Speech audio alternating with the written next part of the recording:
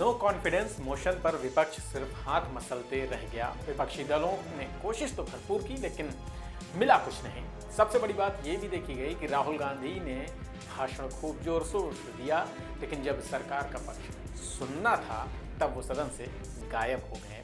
राहुल गांधी ऐसा कई बार कर चुके हैं और शायद यही वजह है कि लोग उन्हें गंभीरता से नहीं लेते।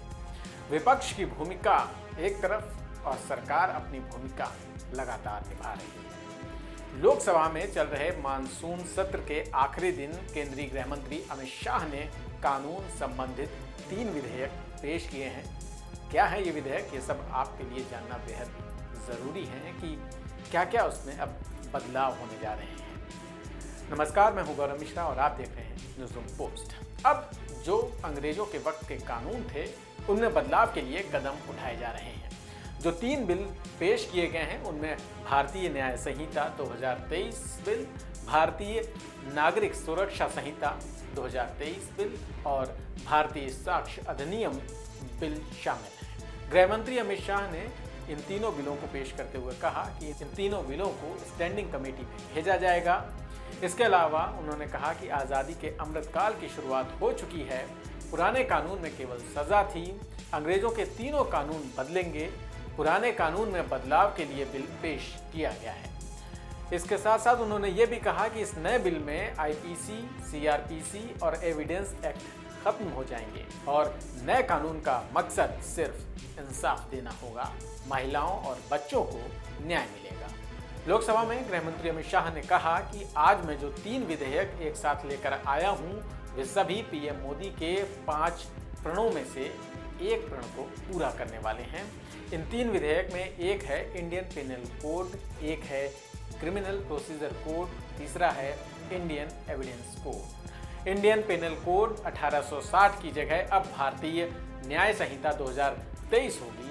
क्रिमिनल प्रोसीजर कोड की जगह भारतीय नागरिक सुरक्षा संहिता 2023 प्रस्थापित होगी और इंडियन एविडेंस एक्ट 1872 की जगह भारतीय साक्ष्य अधिनियम प्रस्थापित किया जाएगा। केंद्रीय मंत्री ने कहा कि इन तीनों कानूनों को रिप्लेस करके इनकी जगह ये जो 3 नए कानून बनेंगे उनकी भावना भारतीयों को अधिकार देने की होगी। इन कानूनों का उद्देश्य किसी को दंड देना नहीं होगा, बल्कि इसका उद्देश्य लोगों को न्याय देना होगा। उन्होंने कहा कि 18 राज्यों, 6 केंद्र शासित प्रदेश, भारत की सुप्रीम कोर्ट, 22 हाई कोर्ट, न्यायिक संस्थाओं, 142 सांसद और 270 विधायकों के अलावा जनता ने भी इन विधेयकों को लेकर सुझाव दिए हैं। 4 साल तक इस पर काफ़ी चर्चा हुई है और हमने इस पर 158 बैठकें की हैं। गृह मंत्री ने कहा कि इस विधेयक के तहत हमने लक्ष्य रखा है कि सजा का अनुपात 90% से ऊपर ले जाना है। इसलिए हम एक महत्वपूर्ण प्रावधान लाए हैं। जिन मामलों में 7 साल और उससे अधिक की सजा का प्रावधान है उन सभी मामलों के तहत फॉरेंसिक टीम का अपराध स्थल पर जाना अनिवार्य कर दिया जाएगा।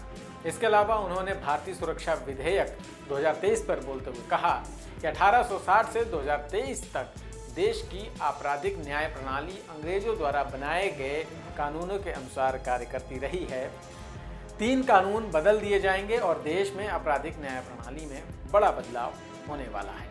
गृह मंत्री ने कहा कि आम जनता को अब नए कानूनों से पुलिस के अत्याचार से भी मुक्ति मिलेगी। यौन हिंसा के मामले में पीड़िता का बयान कंपलसरी किया गया है। पुलिस को 90 दिन के अंदर स्टेटस देना होगा। केंद्रीय मंत्री ने कहा कि आईपीसी पर नया बिल देशद्रोह के अपराध को भी पूरी तरह से निरस्त कर देगा। भारतीय न्याय संहिता यानी नई आईपीसी में अलगाव, सशस्त्र विद्रोह, विध्वंसक गतिविधियों, अलगाववादी गतिविधियों या भारत की संप्रभुता या एकता और अखंडता को खतरे में डालने वाले कृत्यों पर एक नया अपराध भी जोड़ा गया है। गृह मंत्री ने बताया कि मॉब लिंचिंग पर भी नया कानून लाया जाएगा। इसके अलावा उन्होंने कहा कि इस नए कानून के आने से आज़ादी के अमृतकाल की शुरुआत हो चुकी है। संशोधन बिल में 9 धाराओं को बदला और हटाया गया है। बदलाव के बाद 533 धाराएं रहेंगी।